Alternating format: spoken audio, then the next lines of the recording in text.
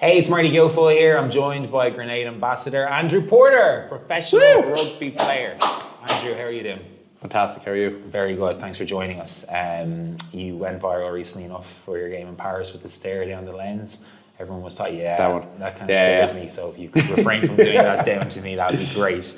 Let's go back to the start. When you threw the rugby ball for the first time, where was your first training session? Who did you play for? When were you like, this is the sport I want to play? So I was lucky enough to have, my dad was huge into rugby. He played it his whole time growing up. So he brought me down to Wesley here in Dublin when I was 4 years old. So he was when I was 4, and he was my first coach. He pushed me the whole way through junior rugby for club, and then when I got to school rugby, he was always there supporting me. And then now that I'm a professional rugby player, he's still there on the side of the pitch. Is he still critiquing you? Oh, he's my number one critic. So when you finish a game for Ireland or Leinster, will he go, look, because watching you, I didn't like how you did that? Yeah, it'd be worse criticism than the coaching. Yeah. He might as well be in the coaching setup. It's almost like if he pats you on the back to say you did a good game, it means more coming from him, doesn't it? Yeah, exactly. Yeah, 100%. But he's always been there from day one. So he's my number one supporter, as well as my sisters, my wife.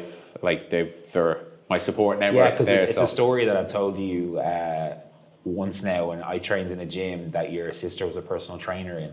And years ago, I remember her coming up to me, and we catch up every now and again. She was so nice, and she was like, oh, my little brother. My little brother just got his first cap for Leinster, so we're really excited about that in the family. And then here you are now.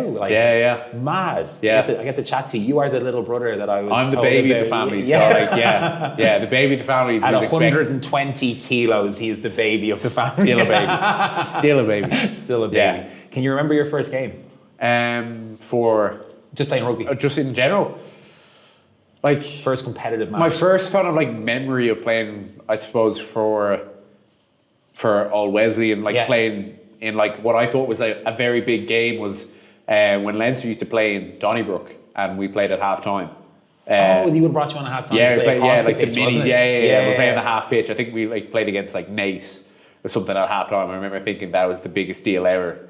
And also one of my first memories of rugby was I was mascot for one of the games here, and Leo Cullen was the captain at the time. So there's me holding Leo Cullen's hand, running out in Donnybrook to a Leinster game, and now he's my coach for Leinster. Which is mad.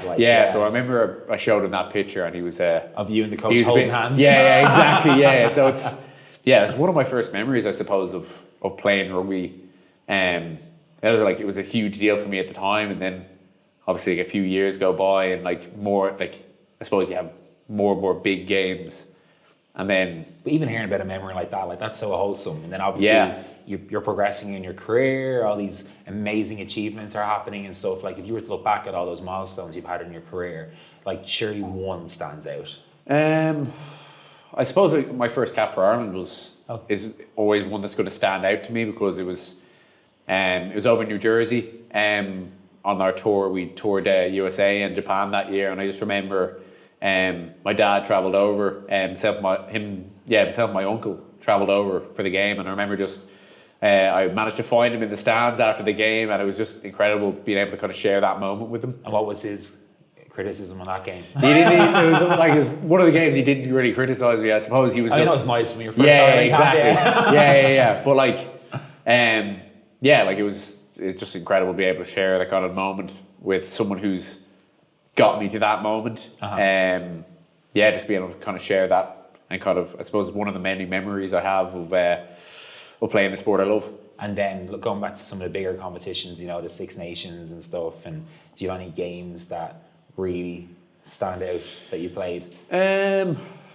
It's if you were to look back, because we're talking about your dad critiquing you here, and I'm sure as a professional athlete you probably critique yourself. I think a lot of the time when you criticize yourself, you could have the best game of your life, but you'll still always pick out the negatives within that. I think it's very easy to. I think just as human beings, we're very. Do you have a game in your head where you walked off the pitch and you said, "I nailed that. That was it"? I like see in my head there probably is like a few of them, but I'm just like in my head like I feel like I haven't had that perfect game. I suppose that's like who we are as like it's just human nature. Just always just always like you're always picking out like what you can improve on, I suppose. But like there's games like I'm incredibly proud to be a part of. Like obviously when we went down to New Zealand and we were the first Irish team to win on New Zealand soil. I remember it so well. Yeah, like it was mad. Like when we won down in Dunedin after losing the first test to kind of flip that around and being able to score 2 tries in that game for myself was just like it was just like incredibly special. And then like the year before winning the Grand Slam. Won the Grand Slam last year. It's just mad hearing you say all this, and you're so humble about it. Like no, all these achievements you're listing off, you're like, yeah, but I could do better. Yeah. But like, I suppose it's when I was growing up watching rugby, like Ireland you'd be lucky to watch them kind of win a game in the Six Nations. Like I know they won the Grand Slam and a few championships over the years, but like I remember watching rugby and be like, oh, they won 2 games out of 5. That's great. Like and is there someone from that team that you watched growing up that like you really looked up to? I suppose like I would have looked up to John Hayes, like because he was always a big man and I was always quite large growing up. So like I suppose I always just loved his kind of style of play, and then I always loved like Jonah Longu growing up, like who played for New Zealand. As someone who growing up wouldn't have had the biggest interest in rugby, everyone knew who he was. Yeah, I suppose he had his own PlayStation game. Had the PlayStation game. He had his own PlayStation game at the time, which was like unheard of at the time when rugby was kind of only newly professional.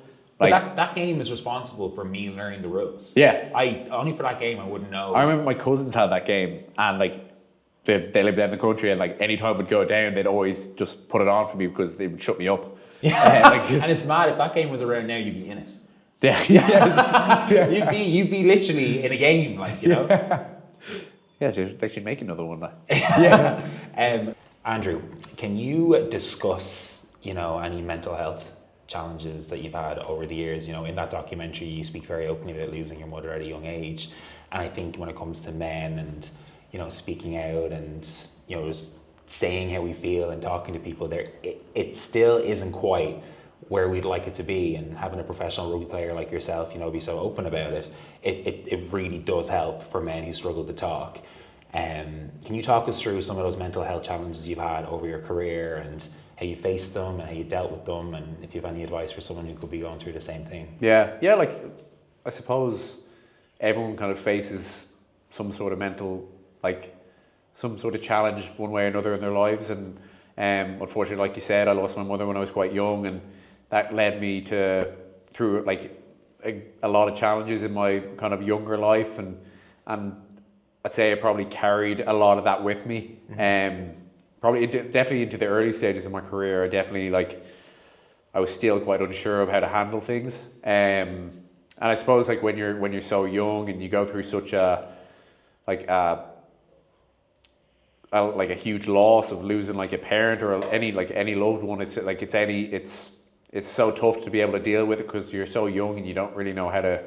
Well, many of us don't go through that. Yeah. So I can't even imagine. But I suppose you're nearly just so young, and you're like, you don't really know how to articulate your emotions at that stage. So it's just, I suppose there was times obviously when you're younger, you think, oh, 'cause I'm a guy, I need to just like keep this to myself. And like I'm a man. Yeah, I need to carry this. This is weak. Exactly. You don't want other people to think that you're weak by talking about your emotions or your feelings and stuff like that. So I suppose the main thing I learned was that like talking about things wasn't a weakness, that it was a show and a sign of strength.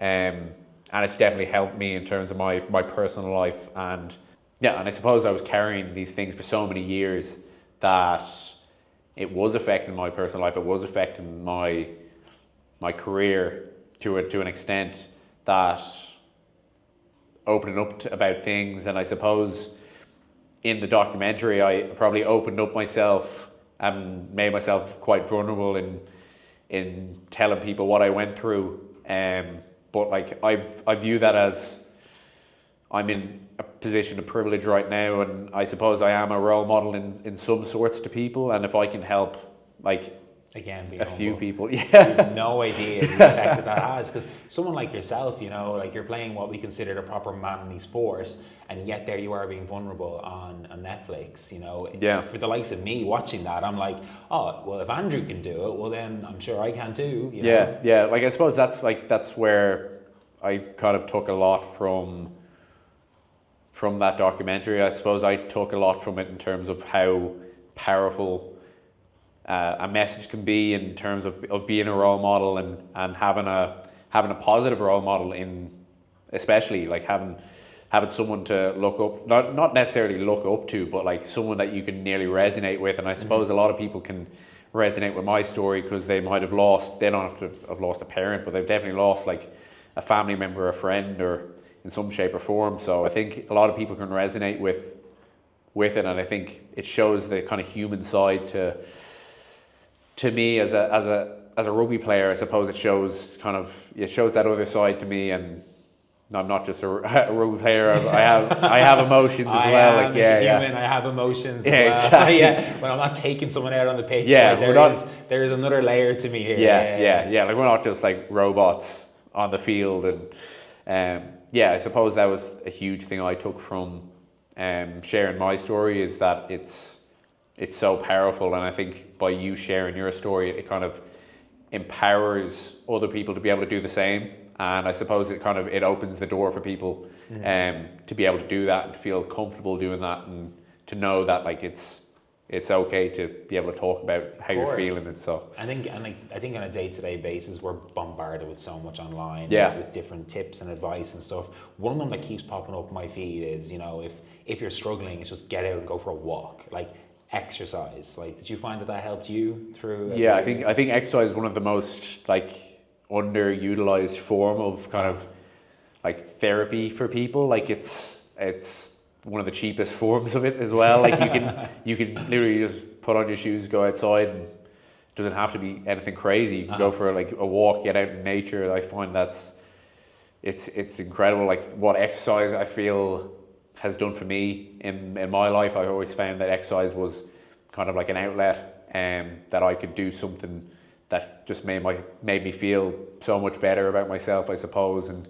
And it was that outlet for me, especially growing up. I got incredibly into just exercise and into sport, and I suppose that's what helped me excel in rugby, is that I had just an infatuation with exercise, and I suppose the gym helped that, and just wanted to be the best in that, I suppose, and then wanted to better my body, which helped better my mind, and then I suppose that just all rolled into one, and then and obviously, like, people at your level still can have their off days. I think people then again forget they are human too. So if you have an off day and people are shouting, they're the couch coaches, and Andrew didn't perform well today, whatever. Like, with the way social media is now, like, would you see any of this stuff online? Like, you know, like I call them the couch coaches, like critiquing you, and would that affect, you know, kind of your mental health in a way where it's like, you know, if you're seeing some negativity about you online when it comes to the games?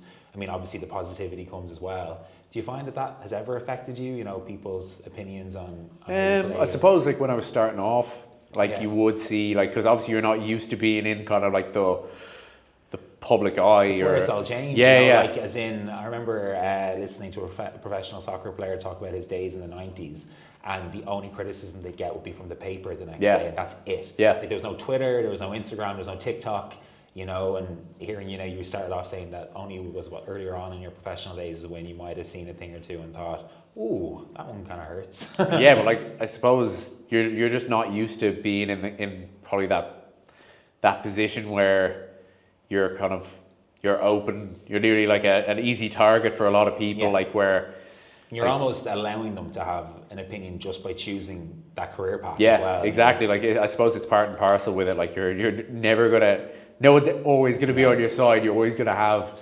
people kind of criticizing you, or like just someone you're always gonna kind of rub someone up the wrong way, no matter what you do. I suppose you're not gonna please everyone, but that's just something I've come to kind of learn, and just kind of appreciate that what position I'm in, that's just part and parcel with it. Yeah. Do you have any advice for men in sport right now that, how do they kind of not let, what's getting to them affect them when it comes to the sport they're playing? Or do you think it's just something that you just have to get used to? I suppose, yeah, like you said, like you're always going to have one day where you might not feel 100% motivated to show up, or but I suppose that's like, it's a repetition of that. I suppose when you, like, I've learned a lot more from my bad days and losses than I have from any day where I've had like my good days or when we're winning. So I suppose it's being kind of self-aware that, like, yeah, you might be having a bad day, but it's not going to last. Like, I suppose the best thing you can do is take this day and then and turn the next one into a positive. And I suppose it's focus on that next moment. And do you find that when you're on the pitch, like, everything just goes away? It's there's times you feel like you're in your flow, and I suppose you're in that kind of state where everything's going your way, and like you nearly feel unstoppable. And then there's times where you're a bit under the pump, and you nearly need to just kind of like grab a hold of yourself and nearly just take a breath to yourself.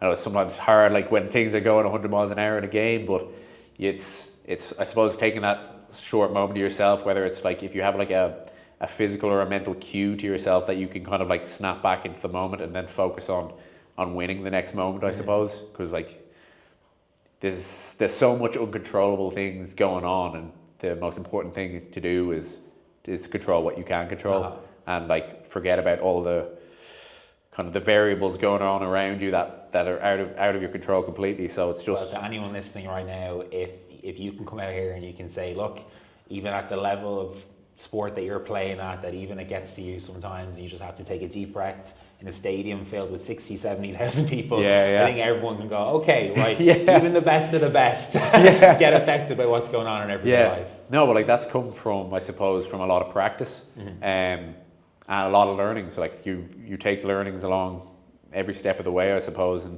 and I suppose it's easy to say this now, kind of looking back on things, but like in the moment, it can be quite tough.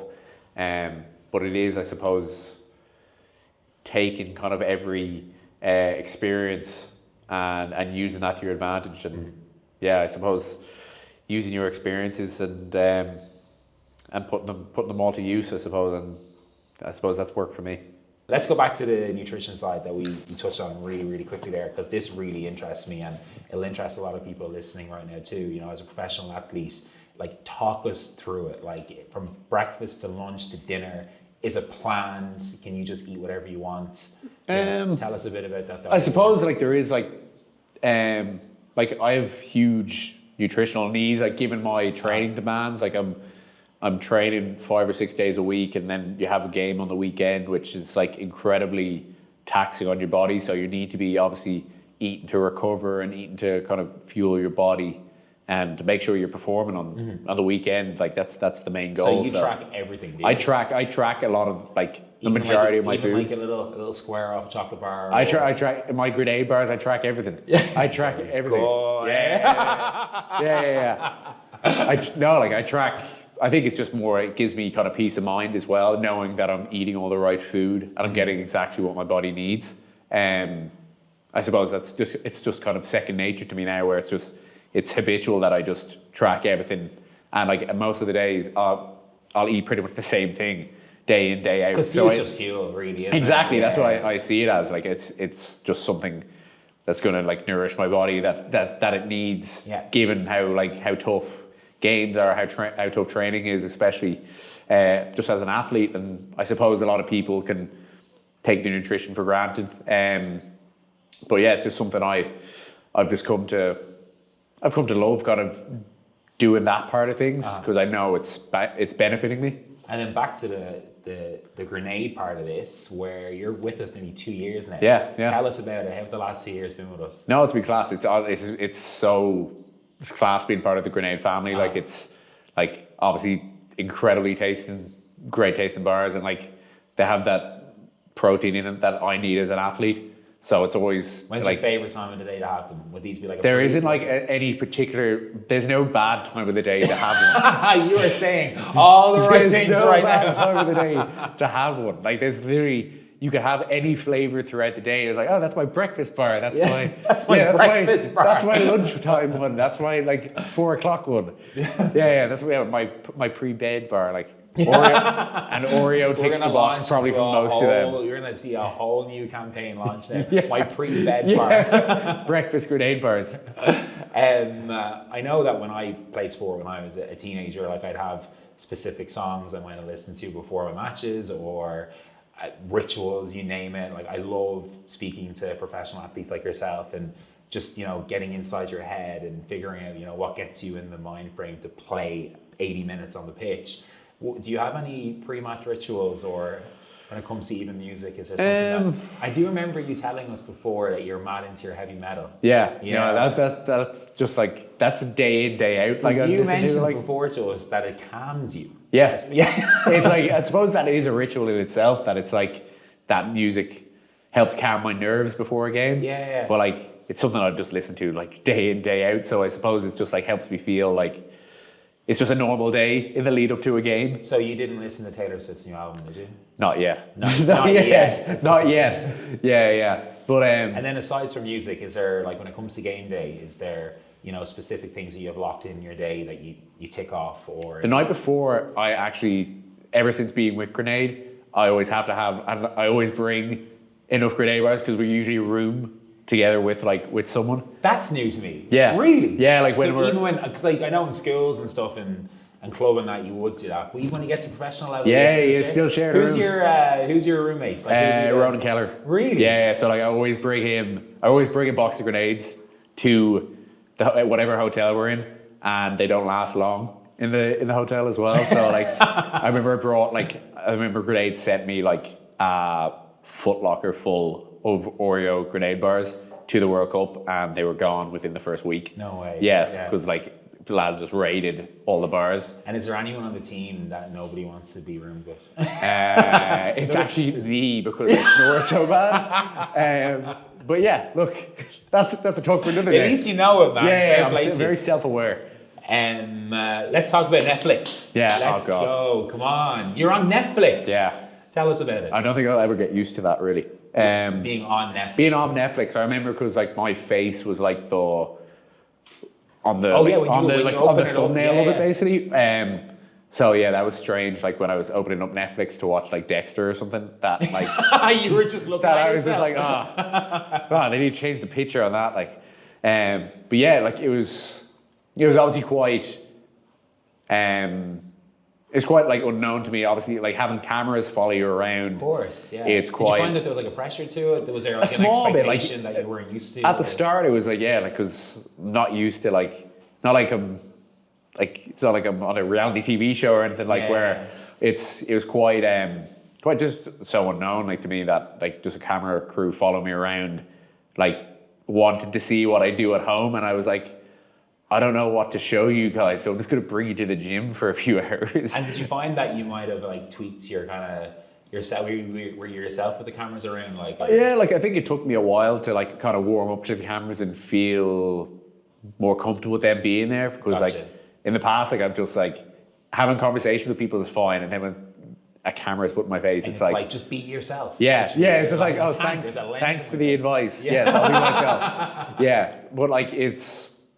I'm happy the way it turned out. And the feedback on it was really good. That's the thing. For people who say might not be as into rugby. That's I suppose that was the main goal of the documentary is to show probably people who don't know much about rugby, just kind of goes on behind the scenes, and just kind of shows another side to us as players. I suppose a lot of people might not have known my story and kind of what got me to where I am today. Mm-hmm. And I suppose that documentary kind of sheds light on kind of what I go through or who I am as a person and kind of what goes on behind the scenes. But I was delighted to hear the feedback on it, and I had people messaging me just saying if people haven't seen it. No, but not even that. I think most of it I had a broken nose in most of it, so my face is probably swollen up But First world problem. Yeah, I know. My debut on Netflix. So. yeah, my ears and my broken nose. Yeah, but like I got incredible feedback off it, so I'm delighted that it might have helped a few people take something from it. So Another thing that like we get along with over is our love for dogs. Yeah. So you've got Pablo. Pablo, Tell us about Pablo, if you're a dog lover right now. So like, have you ever like heard the expression like a lot of the owners look like their dogs? He looks so handsome. Like he's so handsome. Pablo is so handsome. And if you think he looks like me, you're absolutely correct. No, he doesn't. He looks like a pig. Yeah, no, he's class though. He's like, yeah. If anyone's seen my dog, like he's got like these bright blue eyes. He's class though. And then he must be the responsibility of your wife a lot of the time. If you're yeah, on the like when road I'm and away. traveling Yeah, loads. when I'm away, he's my wife looks after him quite well. But in fairness, I think he's a daddy's boy. Yeah. In that, like whenever Are we I allowed go, to say that though?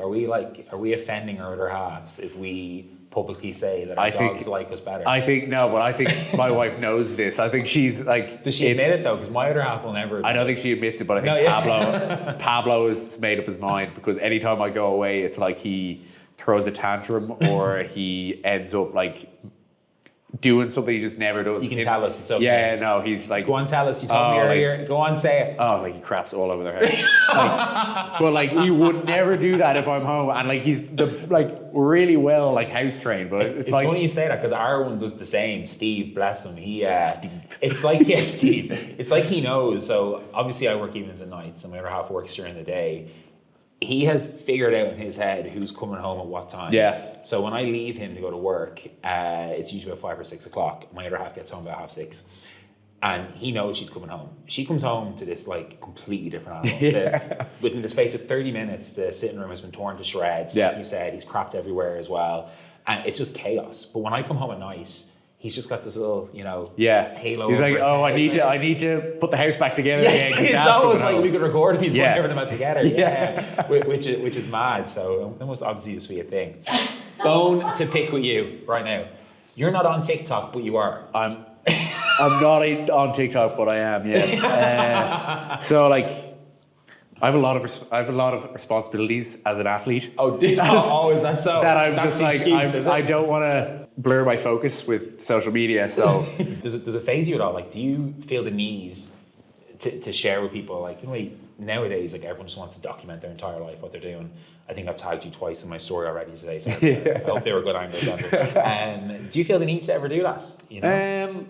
I suppose, yeah, like the way the world is going, like I suppose there's so much, obviously the sporting side and the kind of the professional side of things, and then there's your brand, I suppose. That's it, yeah. And who is your favorite person to follow, but you're not allowed to say me? I was going to say Pau Dwyer. Who? Pau Dwyer, he's a strongman from Limerick. Oh, yeah. Yeah. Oh, he's a tank. Yeah. Jesus, He's a big man, so it's he's my favorite person to follow at the moment. Andrew, before we let you go, what are the plans for the next couple of months? What's ahead? I barely even know what I'm doing the next 5 minutes. I don't know. Like I suppose like rugby season is so busy. Like I suppose it's important for me to be able to switch off. We take Andrew off the rugby pitch. Yeah. Let's get into the leisure side, the play side of Andrew Porter. What do you have? Do you have any holidays planned? Currently, we're booking a holiday to Italy, hopefully. Lovely. Yeah. Have you been so before? all going well. No, never been. I've only been. See, a lot of the places I go to are all for playing. And go. So I never get to actually like sightsee or anything. So it's.